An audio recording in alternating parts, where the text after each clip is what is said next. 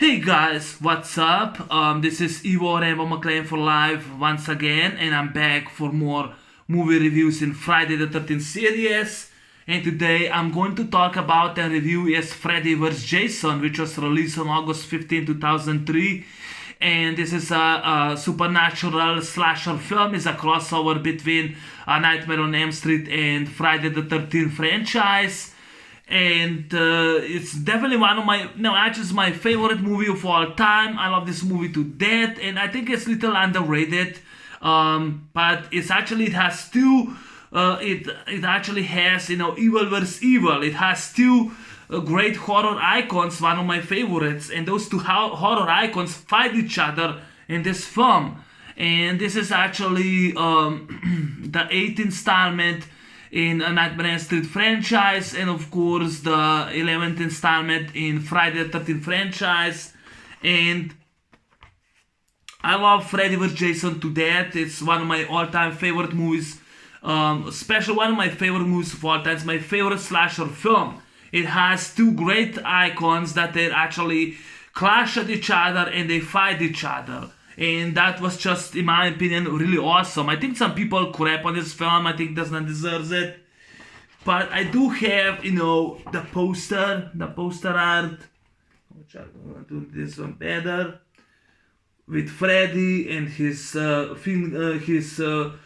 claws with his knives instead of finger, and Jason's machete.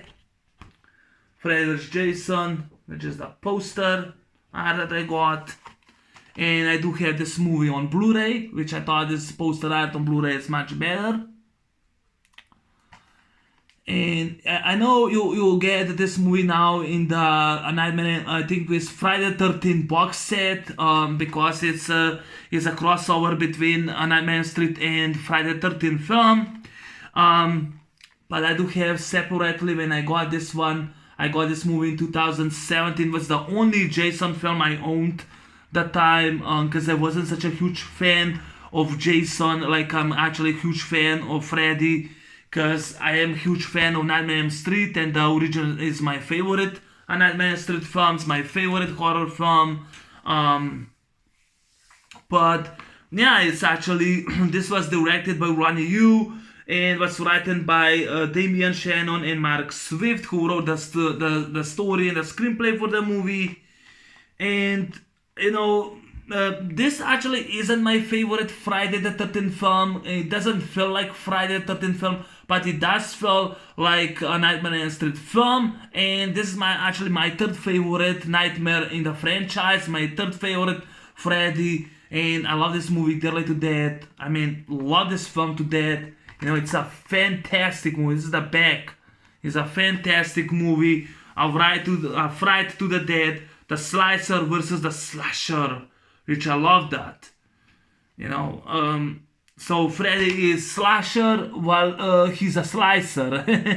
No, but I really love this film. I enjoy this film. I know some people crap on it. They don't like it, what they did, that they thought could have been better, and blah, blah, blah, blah. I disagree. I thought this movie has tons of action.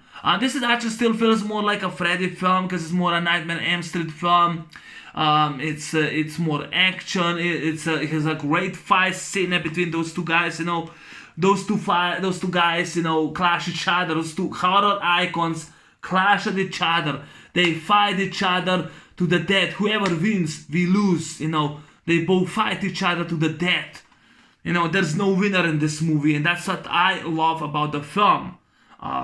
Also, Laurie Campbell is one of my favorite final girls in Friday the 13th, because she survived both the guys. She survived both the horror icons. She survived Jason and she survived Freddy. She defeated both of them, which I love that. So this is released by New Line Cinema. Of all three movies that they've released, this is to me the best one. Jason Goes to Hell will be the second best one, and then Jason X, which I hate that film. That movie sucks. Better than Jason X, in my opinion. I have really enjoyed this film. I love this movie to death. This is the final time Robert Englund reprises his role as Freddy Krueger. Later, Jackie Earle Haley replaced him in that shitty reboot But yeah, this is the last time Robert Englund played him. Would love to see another Nightmare on Elm Street film, but that won't happen. Not because the rights, also for the Friday 13, the rights is held by New Line Cinema, so that would happen. They used in the open scene. They used actually the flashbacks from Nightmare on Elm Street 1 till 6, all the scenes in which Freddy's been fighting off or it's been killed. They did not use any flashbacks for Friday the 13th because they did not own, because New Line Cinema did not own any of the rights of the movies. So the movie was actually conceived back in 1987, which Paramount Pictures wanted to do this film, Freddy vs. Jason. They wanted to have a crossover between Freddy and Jason, but at that time, they could not agree on any rights. Not Paramount Pictures, not New Line Cinema. They could not agree to any rights. Both the companies wanted to hold the rights for both the characters. Paramount Pictures wanted the rights for Freddy. New Line Cinema wanted rights for Jason. Sadly, they could not do agreement, so Paramount Pictures did Friday the 13th Part 7, The New Blood instead, and New Line Cinema did A Nightmare on Elm Street 4, The Dream Master. It's actually, my poster is here, but you can see it. I have a poster on the door right here of Nightmare on Elm Street 4. I have a poster of Friday the 13th Part 7, The New Blood, which is my favorite in the franchise. I think it's criminal underrated, that film. So the movie was actually on a hold and on hiatus for 15 years. Jason X came out, the last one, and Sean S. Cunningham, he was the director of the first movie. He actually fought, he actually fought for the rights of the film. He actually fought for the rights of the film. So yeah, he actually went and he fought for the rights of the film. So yeah, he wanted, he actually was the producer of both the films, Jason Goes to Hell, The Final Friday, and Jason X, so the franchise was still alive until they actually did this movie. And Damien Shannon and Mark Swift, they both later were actually hired by both the companies, Paramount Pictures and New Line Cinema, to write a screenplay for the reboot of Friday the 13th. But they actually both did a great job. The cast, it was kind of difficult. Catherine Isabelle, she played, she went and she played Gabe. They wanted, the concept was they wanted Tommy Jarvis in this movie. And I think Jenny will be actually his girlfriend, his love interest. But later they actually changed the script. So Catherine Isabelle from Supernatural, when she played Eva in the film, in the 2 episodes in season 2, she got the roles. She demanded no nude scenes, but she clashed with the director Ronnie Yu because he tried to force her that she would be naked for the shower scene, and she refused not to. So the actress Tammy Morris was the stunt woman for Gabe, for Catherine Isabelle. So we actually see her tits, because the camera doesn't show, and camera only shows her, when Jason kills her boyfriend, it only shows her in her head, in which she's actually covered with the towels in the shower.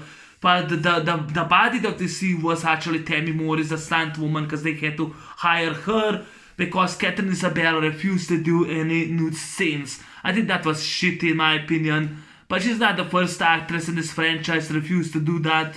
But yeah, so there was also, a scene, they actually filmed a scene in which Laurie and Will on the end of the film have sex, and then later Will turns into Freddy, and he turns himself into Freddy, just like was in the Nightmare on Elm Street Part 2, and he goes and kills Laurie, but this audience did not believe that. It made more questions for it, so that's the ending was dropped, so they had to reshot the film by the finale, in which Laurie and Will, they actually both live, on the dogs they both live.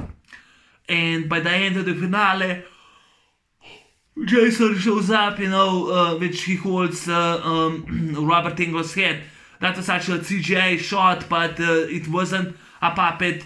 Robert Englund really looks in the camera and winks at us, so that was done for real.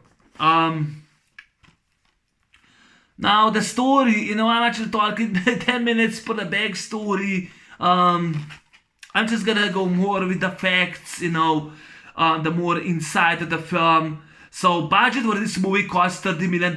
This is the most expensive, so far, if I know, was the most expensive Friday the 13th film that was shown. But I don't know, it was actually the most expensive Nightmare on Elm Street film, because I have not done on this channel a Nightmare on Elm Street franchise.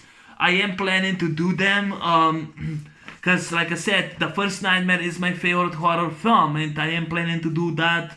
I also have the poster right here, but you can't see it. I have a poster on the door with part 4. I have both the posters. The Nightmare on Elm Street, the original, which is a gift for my ex-girlfriend, the original poster I do have.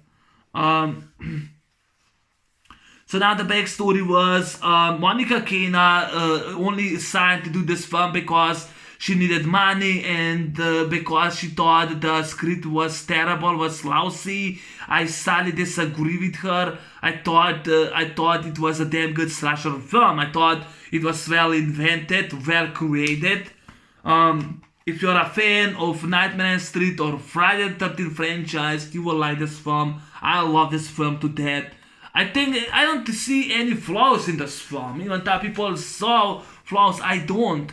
The most film was actually filmed in Toronto, in British Columbia, Vancouver.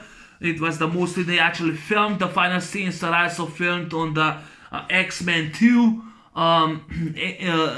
X2, X-Men United, or just X-Men 2, X-Men 2. Bryan Singer visited the set because they filmed Freddy vs. Jason on the same scenes that they actually filmed X2. So Bryan Singer visited the movie set for Freddy vs. Jason. He was a huge fan of Friday the 13th film, so I love that by Bryan Singer. James Wan was originally going to direct this film, but he declined to do the Saw 2004. James Wan directed Furious 7. But Ronnie Yu, in my opinion, did a fantastic job directing this film. I thought this is what the fans wanted. It has action. Those two horror icons fight each other. It's evil versus evil. Whoever wins, we lose. And I just love that. It was just really great, my opinion. I know people will say, oh, you think Freddy Jason's great? Yeah, I do. I do think it's great. Special effects team used 300 gallons of fake blood for the movie. So that was kind of balls in my opinion. There was also a scene with the goat, which was a reference to the first Nightmare on Elm Street film, where that guy Blake sees goat. In Nightmare on Elm Street, the original, Nancy Thompson, she sees goat when her best friend Tina was murdered. And that was in the scene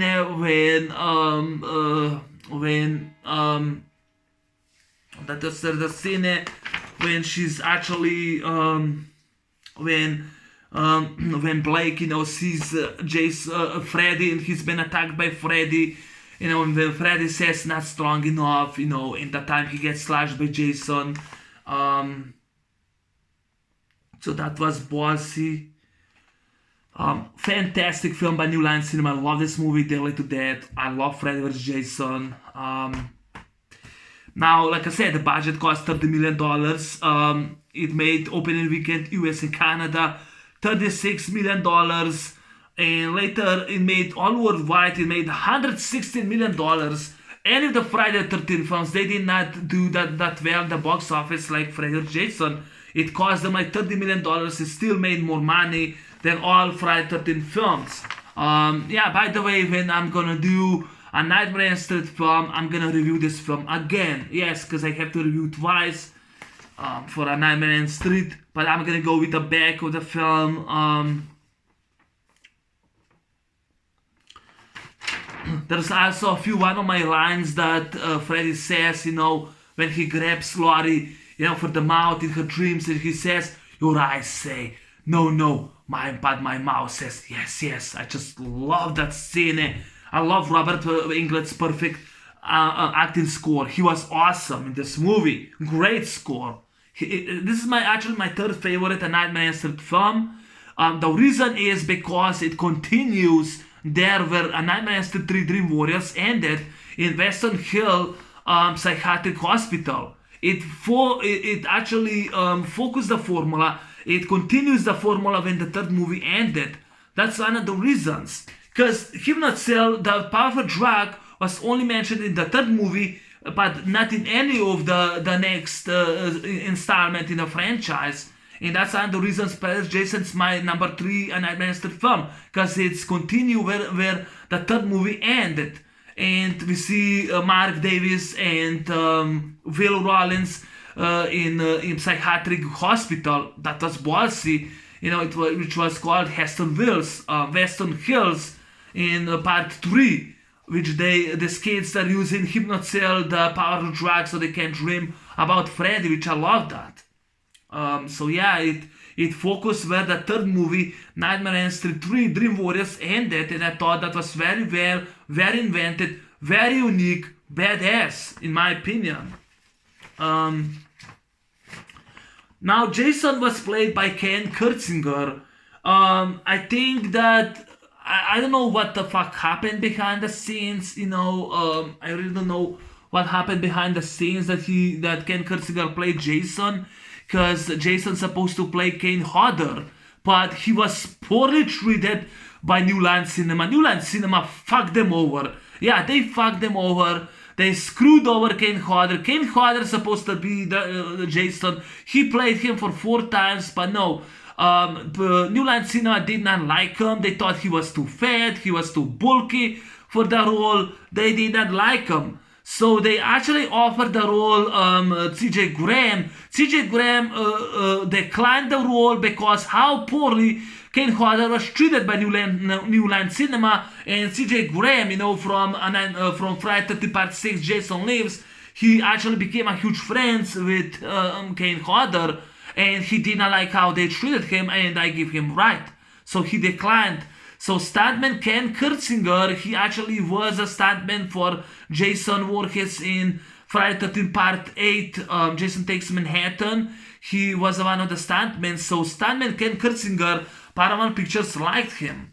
Now, there is a lot of stuff going on when I read it last night behind the scenes why Kane Hodder was not cast as Jason.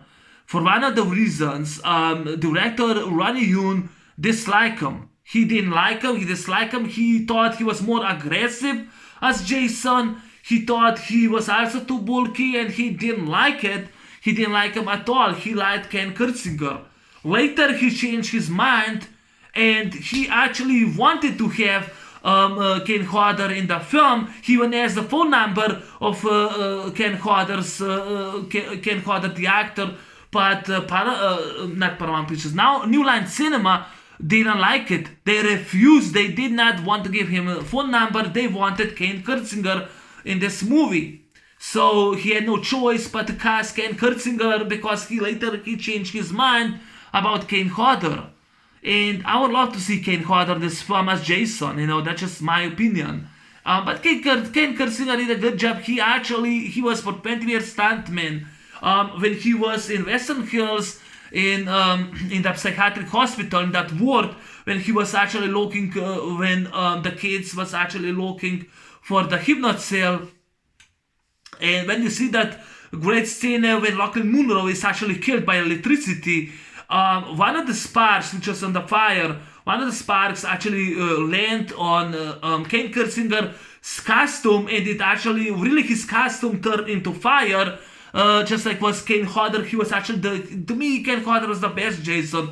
But yes, he actually really, his costume really went on fire, and he stayed calm until the team, special effects shows up with fire Linkfisher, and they actually turn off, the fire. But I thought that was really great, and I thought that Ken Kurtzinger they did a great stunt, great job as a stuntman. I think the writers and I think the producers and the director, they try to avoid that Ken Kirsinger will do less and less stunts in order for the insurance company, so that they won't be sued, there won't be any technical problems. So he tried to avoid, they tried to avoid that he do less stuff. Now the final scene wasn't Ken Kirsinger, because he wasn't unavailable that time, and it actually was Douglas Tate was a stuntman to be hired when he walks out of the lake and he holds Freddy's head with a machete. That wasn't Ken Kirsinger, it was Douglas Tate, and I think he took kind of a lot of shots, until it was perfectly, and yeah, it was really hard to do that.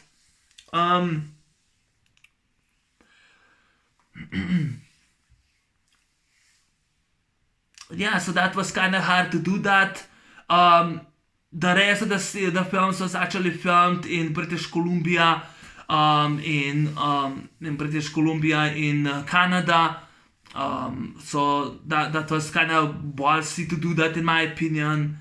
Also, the house in which Laurie Campbell was living now was the House Street. Was actually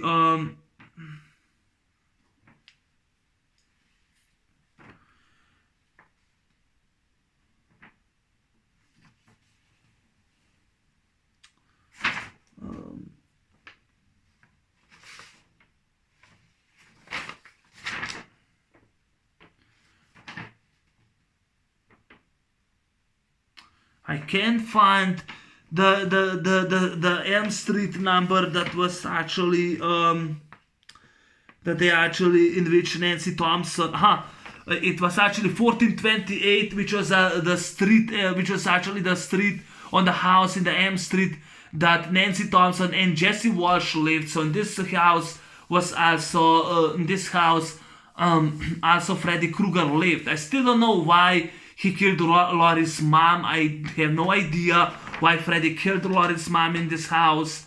I don't know if it was the same house that they used in Nightmare on Elm Street, the original film, or in part 2. But yeah, it actually was, it was the same street, which explains why Jason shows up there. Evangelina Lilly from Real Steel and Lost, she was an extra in this film. She was one of the school students in high school on the halls. I think I did miss her until I read that she was on the film. So she was there. Excuse me. I'll be right back. I have to drink a little water and wash my face. I'll be right back. Be a moment.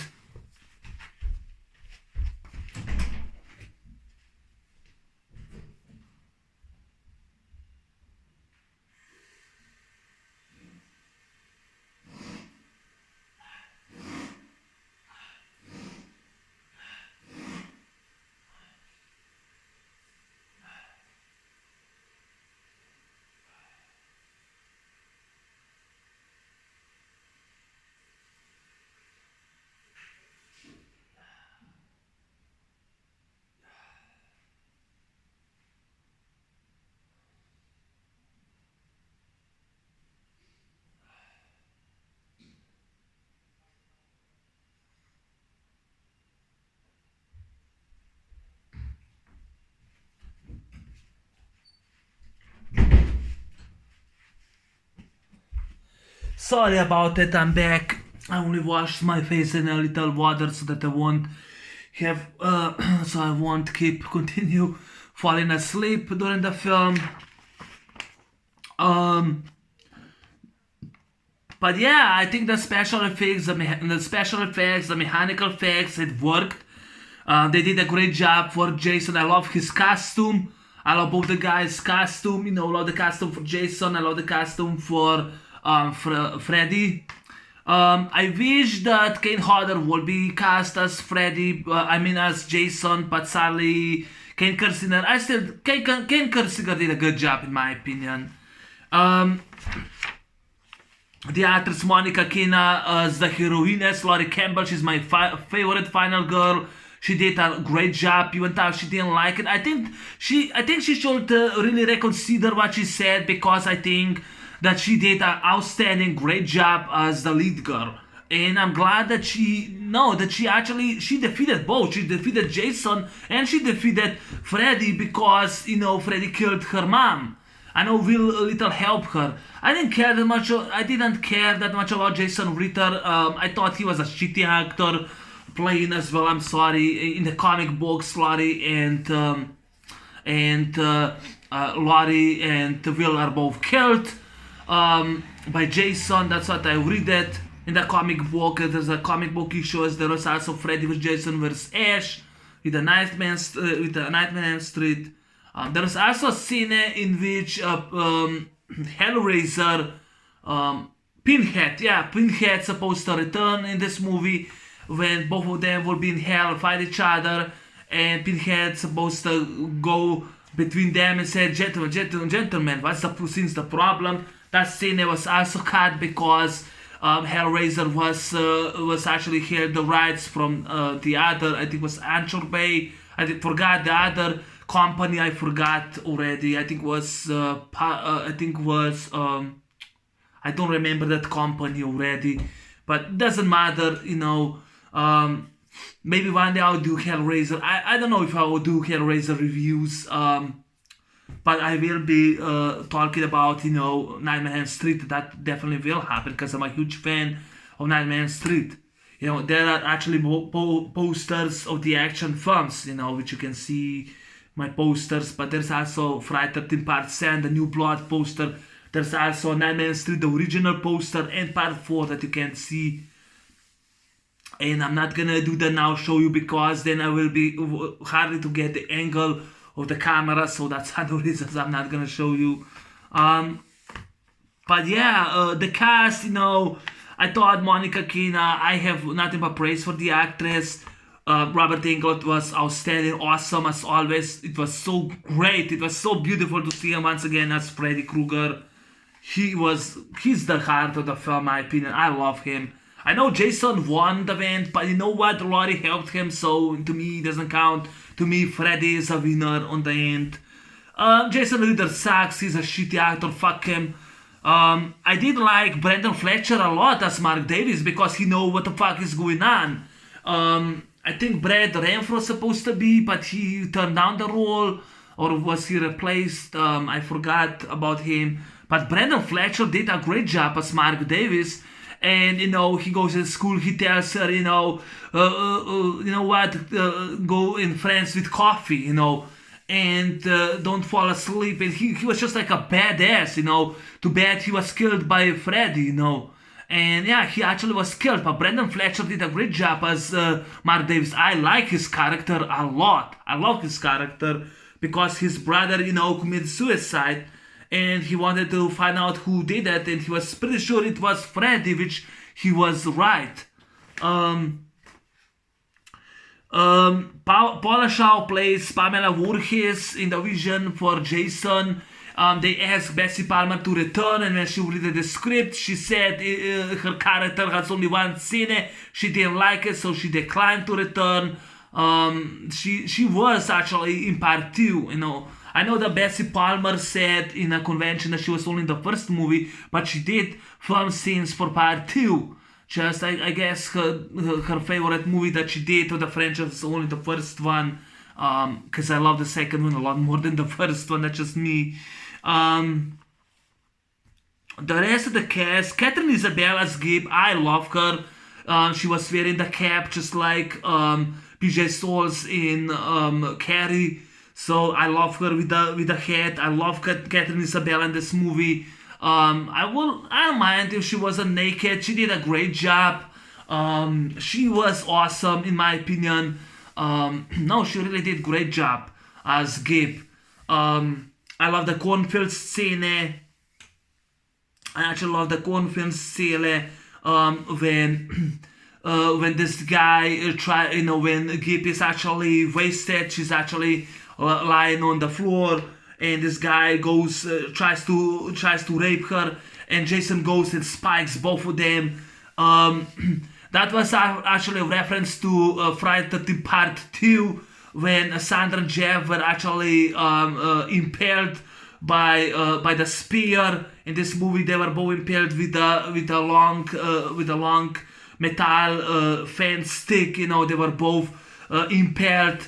There's a reaction when in the boiler room, when she comes into Freddy, and Freddy wants to kill her. She falls down the locker room. That was a great invented scene. And then she's like killed, and I love when the blood spits, because like I said, the special effects team, they actually used 300 gallons of fake blood, and the blood spits in in Freddy, and you see Freddy's reaction. Just love his reaction, And to me, kind of looks like Freddy, kind of looks like a hero in this movie.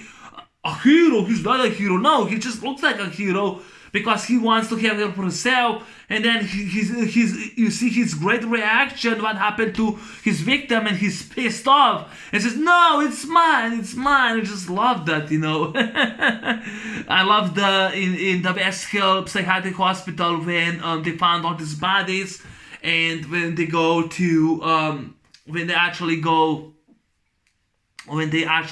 into I forgot the scene. They go they actually go into I forgot the scene. They actually go. They try to find the hypnocil against Freddy, and he somehow goes into the dream by this guy Bill Freeberg, because he was smoking pot, and he grabs all the hypnocil chosen in the sink, and then he uses tranquilizer, and when Jason goes and he kills, he kills Officer Taps, Lachlan Monroe, and he tries to kill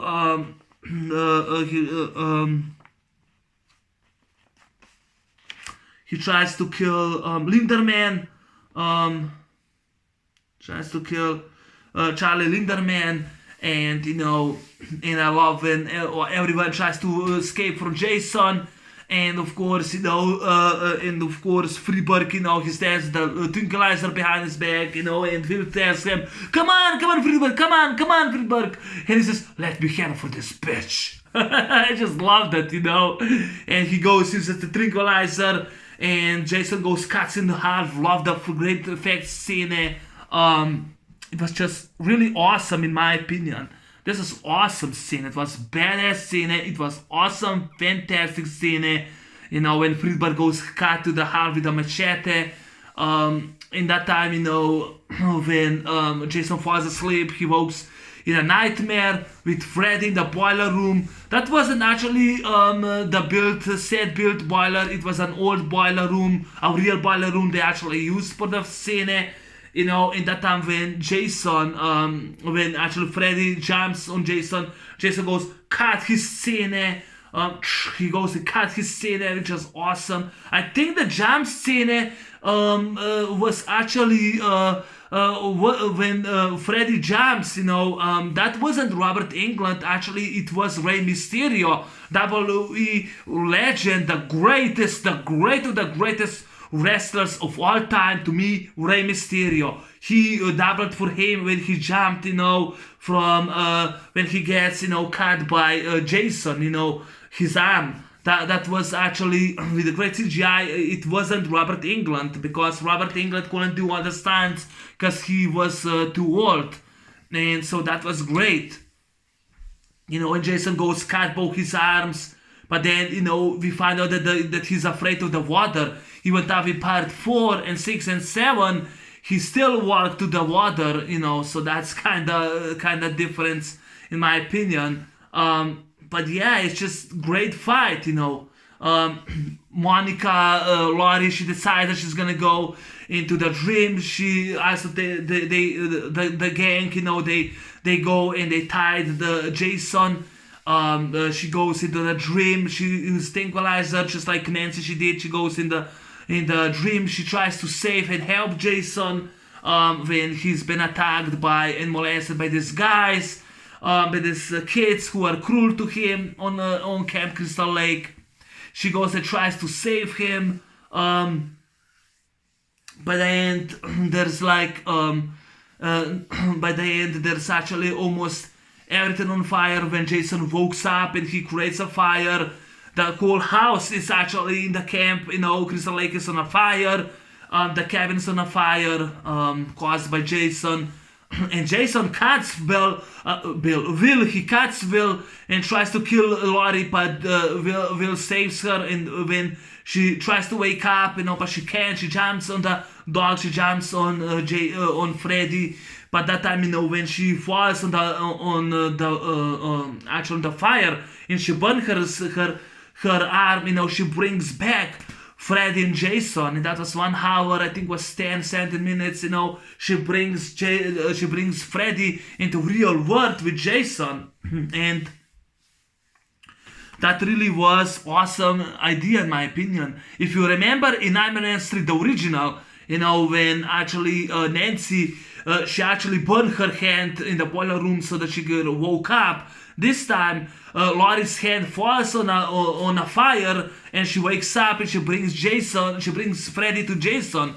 And now Freddy and Jason fight each other. That was so great fight scene. They hit each other, which was a badass scene. And that was actually done choreographed by Chuck Jeffries, martial artist. He was a stuntman, he was a martial artist, he was in Blood Moon, one of my favorite films. He was in Honor and Rage with Cynthia Rothrock, and I think in 1987 he was in Fight to Win with Cynthia Rothrock. I thought both the movies sucked, but not because of him, but because of shitty direction, lousy script, lousy fight scenes. I thought both the movies sucked. But I do love Blood Moon, my favorite Gary Daniels film. Gary Daniels was the star. Blood Moon was definitely one of my favorite 90s action martial arts films. I enjoyed the film a lot. But Chuck Jeffries, he did a great job as stunt choreographer, for the fight choreographer between Jason and Freddy. And by the end, Freddy gets pissed, he also kills Kia. I forgot to mention that Kelly Rowland, Kia Waters, and she did a great job. She was awesome. I will fuck her right away. I'm sorry. But she was beautiful as a bad girl. I like her a lot than that bitch from part 6. I'm glad that Tommy was in this movie, thank God. I did express that this should be this movie deserves a sequel, but it never was materialized, so we never get Fred vs. Jason Part 2. But yeah, Kia, there was also when Kia, she was a homophobic. That was improvised by the actress. Don't ask me why. I am no specialist. The writers said in interview it wasn't in the script when Kia calls Freddy faggot. It wasn't in the script. I think it was improvised by the actress. When Sarah Jones tried to embarrass the singer actor, she said that the movie is a hit, and she did enjoy working on this film. Thank God, I agree with her. It was a hit in my opinion. Jason, kills the time Kia.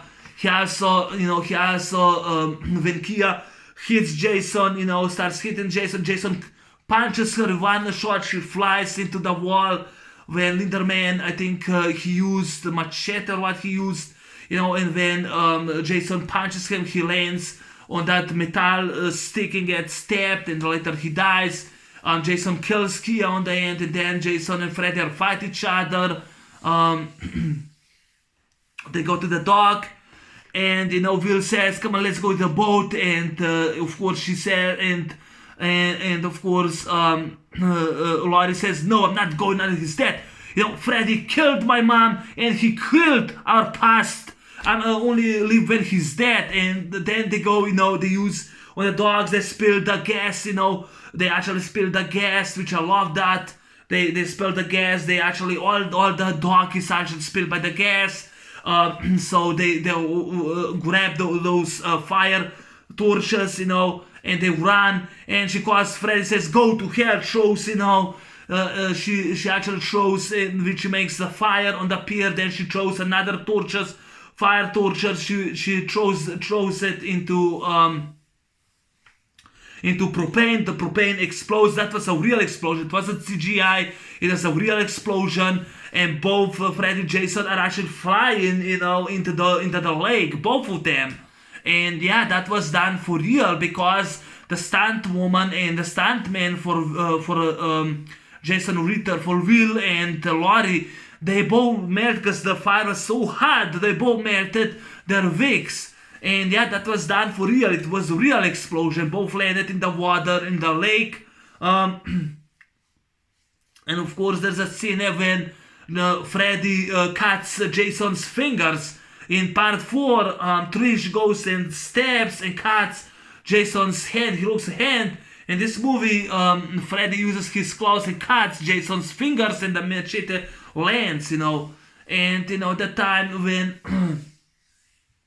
Freddy goes and says, "You bet you really think you're smart," and he tries, he tries to behead Laurie, and that time in the water, Jason grabs in the water, uses the claws of knives, stabs Freddy. Freddy's machete lands, and that time Laurie shows up and says, "Welcome to my world, bitch!" And goes and cuts his head off. A great puppeteer head falls in the lake. Awesome scene. It was awesome. Badass. The final scene is my favorite. The whole scene when Laurie uses machete, cuts Freddy out. She's the only one that survived Jason, and she survives Freddy. And I'm glad that Will didn't do jack shit except help her to spill the gas. He was a useless asshole. I wish that Will would be dead in the film. I think there was speculation that he was a son of Freddy. Fuck him. Fuck Will. Fuck Jason Ritter. He was a shitty actor. I don't like him anyway. But yeah, that actually was the final scene. There is also when Freddy says, "Oh, how sweet dark meat," when Kia goes and tries to distract Freddy. He says in part 4, Nightmare on Street 4, the Dream Master, he says, "How sweet fresh meat," in part 4. This movie says, "How sweet dark meat." I just love his lines. Or when he grabs Laurie in her dream the first time and says, your eyes said no, but my mouth said yes. I just love Laurie's reaction. She's so beautiful. Monica Keena is so beautiful in this movie. I think she deserves to be called the final girl in Friday 13, even though it's a crossover. But yes, I love Laurie Campbell, this movie, to death. I love Monica Keena. I love Robert Englund's best acting performance I have seen. I know that he didn't do all the stunts because he was way too old at the time, but he was still badass playing the character. Ken Kersinger did a great job as Jason. Kane Hodder is better, no offense.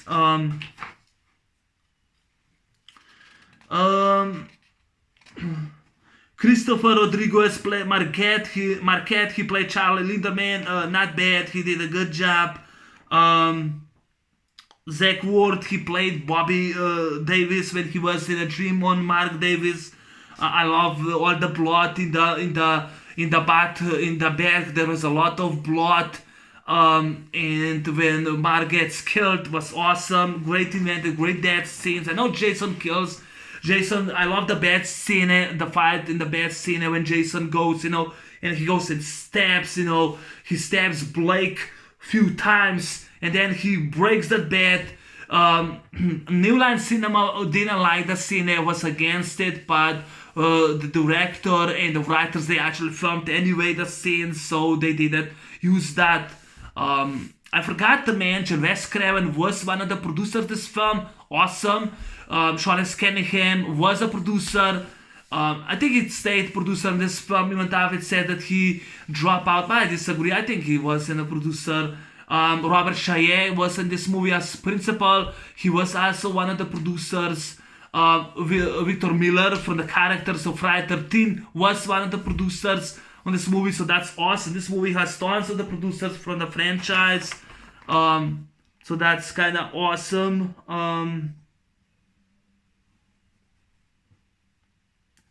Sean S. Cunningham was this producer. Wes Craig, Victor Miller both on the board. Robert Chaillet was also on the board, so that was awesome in my opinion. The music score was done by Grim Reveal. He did the music score for right there. Hard Target. He did the music score for Hard Target.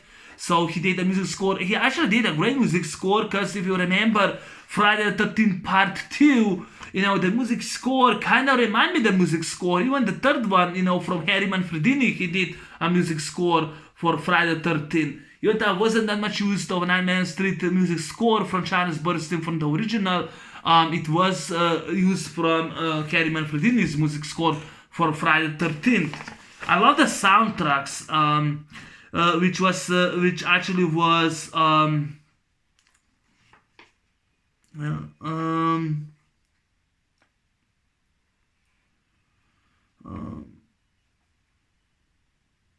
think I can't find the song that on the end.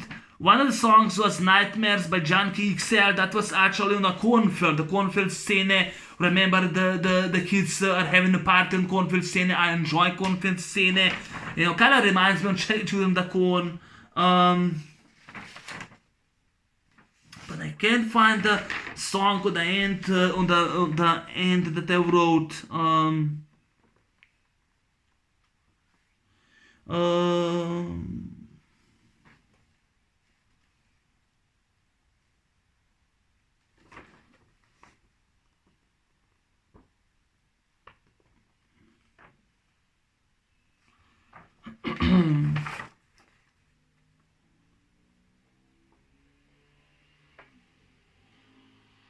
I think I forgot to write down.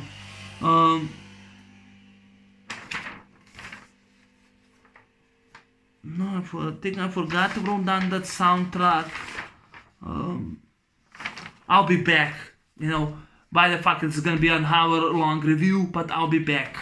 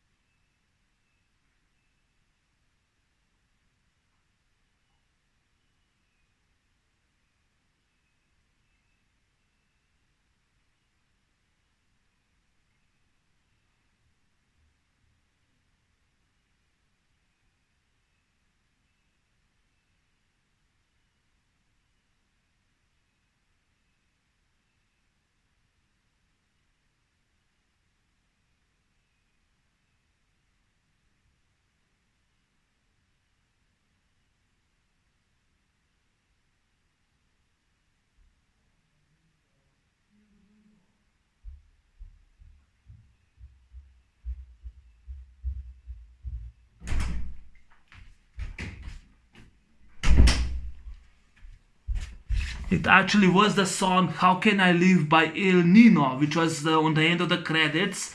How Can I Live, El Nino was the song. I thought I wrote down, but I guess I didn't. I forgot. You even don't remember where I actually left the pen in it. But How Can I Live by El Nino is a great song. I love that song by Freddy vs. Jason. And Nightmares by Junkie XL, the cornfield.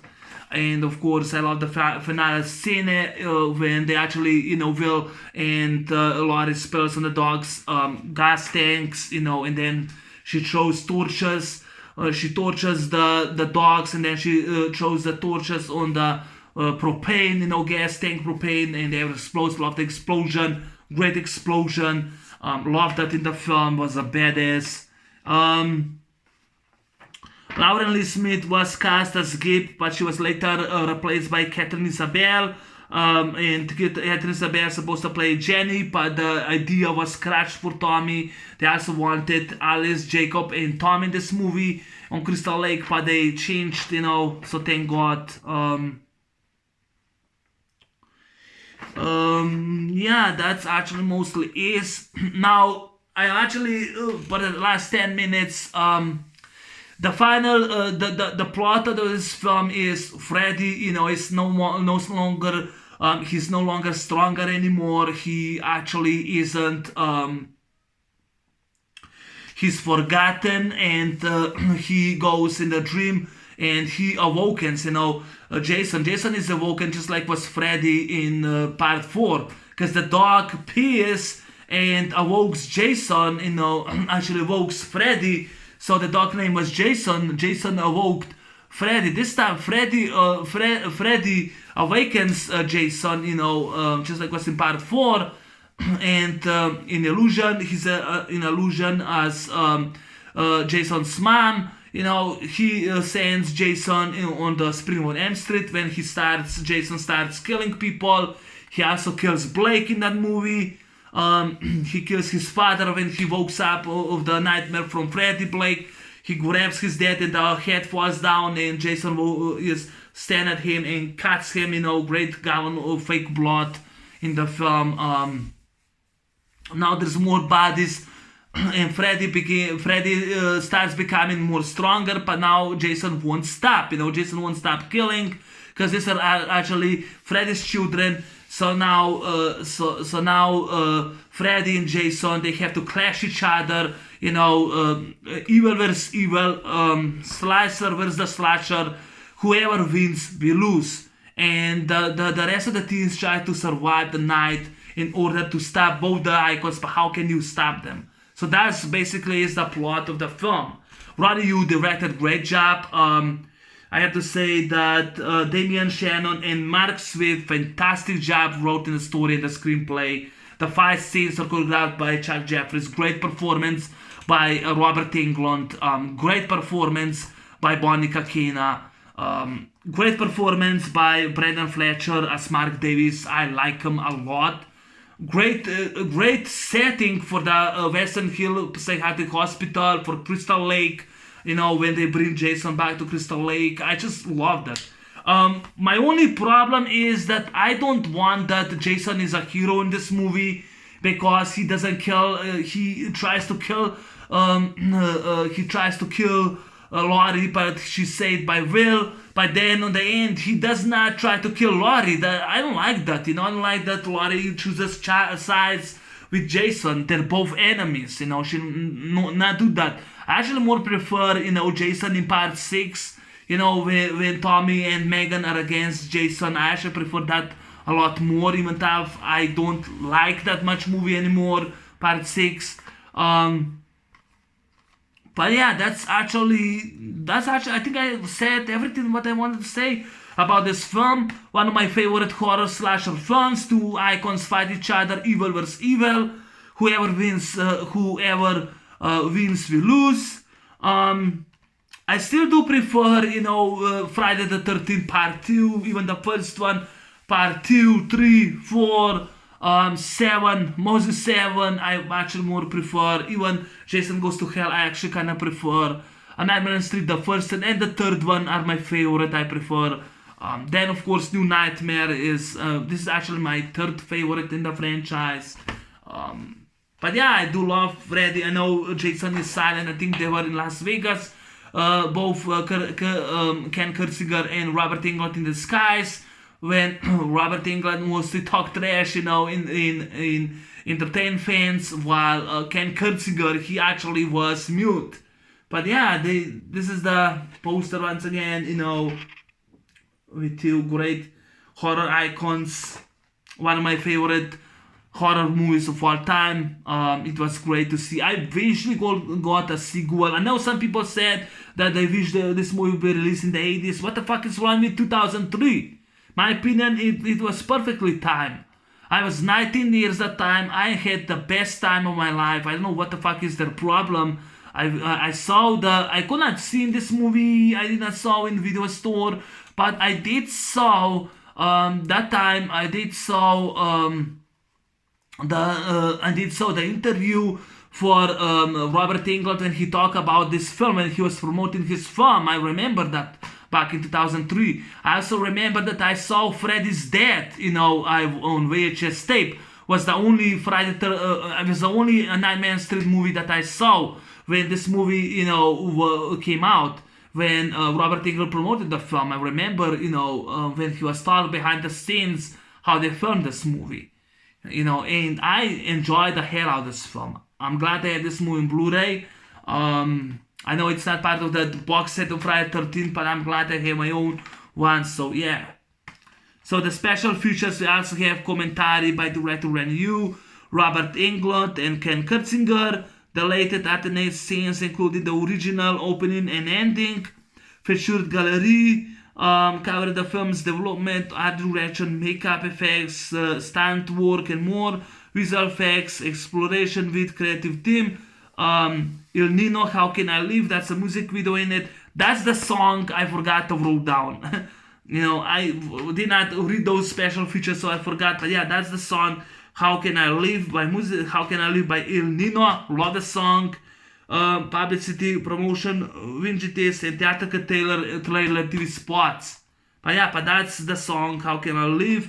And of course, Nightmares, Junkie XL on the cornfield scene, and that's my favorite. My favorite death kill by Freddy would have been Mark Davis kill. Definitely very creative, unique. And by Jason, I have to say by Kia. I actually thought, Blake's scene is my favorite when he goes and stabs him a few times, and then he grabs the bat just like he did in part 6 to Sheriff, and he puts together, breaks him. I love that scene, a great scene. And Catherine Isabel runs out with blood, I love that scene. It was during the storm. This is the only one in the movie that, besides Friday 13 Part 3, that was filmed in black bars with Friday 13, the reboot. But yeah, that was almost an hour-long review. Thanks for watching. Thanks for listening. I hope you enjoy my review on Freddy vs. Jason. This is the longest review I actually done on this franchise. I did defend this movie for an hour, but the movies that I like I actually make a little longer. So yeah, that was almost an hour-long review. Thanks for watching. I know no one doesn't watch. You can watch only parts of it, but thanks for watching and take care. I'm out. Peace. And what are your thoughts on Freddy vs. Jason? Let me know in the comments down below. So I'll see you. I'm out. Peace. Bye-bye.